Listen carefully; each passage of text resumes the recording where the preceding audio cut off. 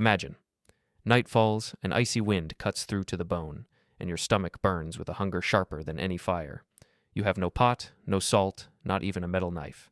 Just a stone, a stick, and whatever you manage to find or kill today. How do you turn that into food that won't poison or starve you? How do you cook soup without a pot? How do you make meat edible in minutes instead of hours? And most importantly, why do some of these ancient recipes still feel completely insane to us today, yet work better than any modern kitchen? Today we're stepping into their kitchens, caves, earth pits, woven baskets. We'll discover how they cooked without pots, how they tricked the bitterness out of poisonous plants, and how they created food that could last for years. First, the Stone Age, where fire was a brand new invention, then to the Native Americans before Columbus, true masters of survival cuisine. And at the very end, the answer to the opening question will be revealed. What did people do when food might never come again? Ready? Sit closer. This is a story told around the fire. Stone Age. Cooking without pots, when every fire was an experiment 40,000 years ago. Neanderthals and early Homo sapiens in caves. No pottery yet. That comes tens of thousands of years later. So how did they cook? The most brilliant method, hot rocks in hide or bark. They built a fire, threw smooth river stones into it. When the rocks glowed white-hot, they fished them out with wooden tongs and dropped them into water held in a scraped deer hide, a birch bark container, or a hollowed-out log. The water hissed and boiled, rocks sometimes cracked with a loud pop, but as long as the hide was wet, it didn't catch fire. The water kept the temperature from going above 100 degrees. This way they boiled water, cooked roots, and made the very first soups, pounded tuber porridge. They dug up wild yams or cattails, pounded them on flat stones, soaked them to remove bitterness, then poured the mash into a birch bark container, added hot rocks, and cooked it until thick, sometimes mixed in crushed nuts or grass seeds. The result was a nutrient-dense energy porridge that fueled a full day of hunting. Steak in an earth oven. They dug a pit, built a fire, waited for hot coals, placed meat or fish inside, covered it with ash and glowing rocks, sealed it with earth, and left it for hours. The meat slow-cooked, becoming tender like in a modern slow cooker, but with zero electricity. Larvae were roasted on hot rocks. They puffed up like popcorn and turned crispy.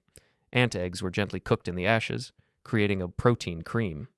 This wasn't primitive. This was high-end survival cuisine. Every step an experiment, every ingredient a risk. But they survived, and they passed the knowledge on. Native Americans before Columbus. Unusual recipes and the magic of the Three Sisters. The Three Sisters. Corn, beans, squash. Not just planted together. It was an entire agricultural culinary system. Three Sister soup in an earth oven, Iroquois Cherokee. They dug a pit, built a fire, waited for coals, placed corn cobs still in husks, whole squashes, beans in pods, covered everything with ash, hot rocks, and earth, and left it overnight. In the morning, soft, smoke-infused vegetables as if baked in a 150-degree oven, they ate it straight with their hands, mashing it into a thick mash. Hot rock cooking in baskets, Northwest Coast and California tribes. Waterproof woven baskets made of bark or reeds. They filled them with water, added corn, beans, chunks of squash, sometimes fish or venison, then dropped in red-hot rocks from the fire, one after another. The water bubbled and boiled. But the basket never burned. The result was a rich, smoky stew.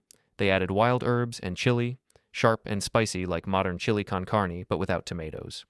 Pemmican, the ultimate survival recipe, Plains tribes, Sioux, Blackfoot.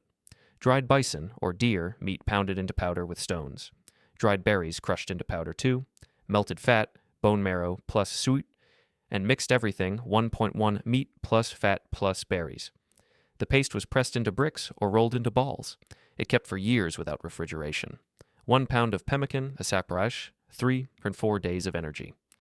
Eaten raw or rehydrated in water to make energy soup. Acorn saga. California tribes. They gathered tons of acorns every fall, dried them, cracked them with stones, pounded them into flour. The bitterness had to go, so they used leaching, spread the flour in a sandy pit by a stream, and poured water over it for hours or days until the tannins washed away. Then, into a basket with hot rocks, and cooked into acorn mush, thick, neutral-tasting porridge. They flavored it with mint or bay leaves, ate it with shell spoons, nixtamalization of corn, Aztecs Maya, soaked corn kernels in alkaline water, wood ash plus lime. rinsed, ground into masa dough, made tortillas on a hot comal, clay griddle over coals, or tamales, wrapped in corn husks with beans, squash, chili, and steamed. Cacao drink, ground beans with chili, vanilla, frothed with a wooden molinillo, bitter, foamy drink of the gods. Chuño from potatoes, Inca, froze potatoes overnight in the Andes, stomped them during the day to squeeze out water. The freeze-dried result lasted for years. Later cooked in earth ovens or stewed with quinoa. This wasn't just food, it was engineering of flavor and survival. Finale.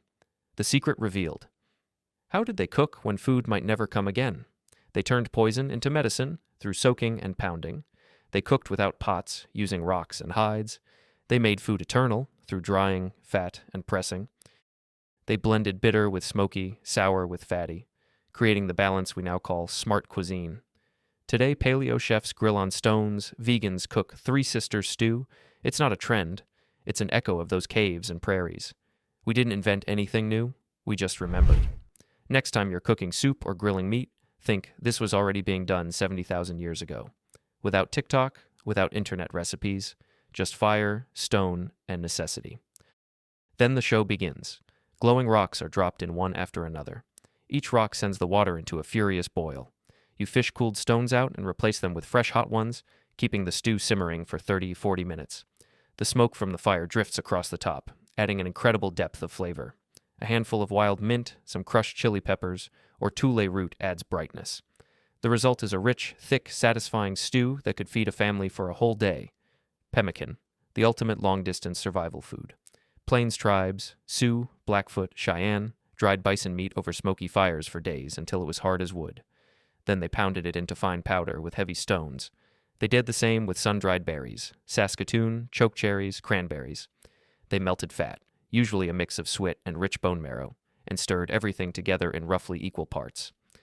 The warm mixture was packed tightly into rawhide bags or shaped into flat cakes. Once cooled, pemmican was practically indestructible. It could last 5, 10, even 15 years without spoiling. A small handful could fuel a hunter or war party across hundreds of kilometers of prairie. Add hot water, instant, nutrient-dense soup, the long journey of the acorn, California tribes. Every autumn they collected thousands of kilograms of acorns. They cracked the shells, pounded the kernels into coarse meal, but raw acorns are bitter and full of tannins that can make you sick. So they spread the meal in a shallow basin of sand near a stream and let fresh water run over it slowly, sometimes for 2 or 3 days, until every trace of bitterness was gone. The clean, sweet flour was then cooked in a basket with hot rocks into thick, creamy acorn mush. A little wild mint or manzanita berries gave it flavor. They ate it with spoons carved from abalone shell. For many California tribes, acorn mush was literally the staff of life. Mesoamerica, nixtamalization and the invention of tortillas. Aztecs and Maya soaked dried corn kernels in water mixed with wood ash or crushed limestone, an alkaline bath that unlocked niacin and made the corn much easier to grind. After rinsing, they ground it on a stone matat into smooth, fragrant masa dough. They patted the dough into thin rounds and cooked them on a clay griddle, comal, over glowing coals until they puffed up and smelled like fresh bread. Or they wrapped the mesa around beans, chili, and squash, folded the corn husks over, and steamed the tamales in a pit. And then there was cacao. Roasted beans ground with chili, vanilla, and a little honey, then frothed into a bitter, spicy, luxurious drink. The original hot chocolate of the gods. This wasn't just cooking. This was deep ecological and culinary wisdom. Finale. The answer we've been waiting for. What did they do when there was a very real chance that tomorrow there would be nothing to eat at all? They bent nature to their will. They turned poisonous bitterness into nourishment through patient soaking and washing. They boiled food without a single fireproof vessel, using only wet hides, folded bark, and carefully chosen rocks. They created food that could outlast seasons, drying it, smoking it, mixing it with fat, pressing it tight. They found balance in flavors we still chase today. Smoky and bitter, rich and sharp, earthy and sweet. Everything we now call innovative, stone-grilled paleo steaks, Three Sisters vegetable bowls, energy bars, is just us slowly rediscovering what they already knew perfectly. The next time you stand at your stove, boiling water, simmering soup, or even tearing open a protein bar, stop for a second. These same techniques, with nothing but fire, stone, and necessity, kept humanity alive for more than 70,000 years. No supermarkets, no recipes on the internet, just raw, brilliant human ingenuity. Thank you for staying with this journey around the ancient fire. Write in the comments, which of these old methods would you actually want to try? Making pemmican, cooking acorn mush, or boiling stew in a basket with hot rocks? And hit like if you'll never look at your kitchen the same way again.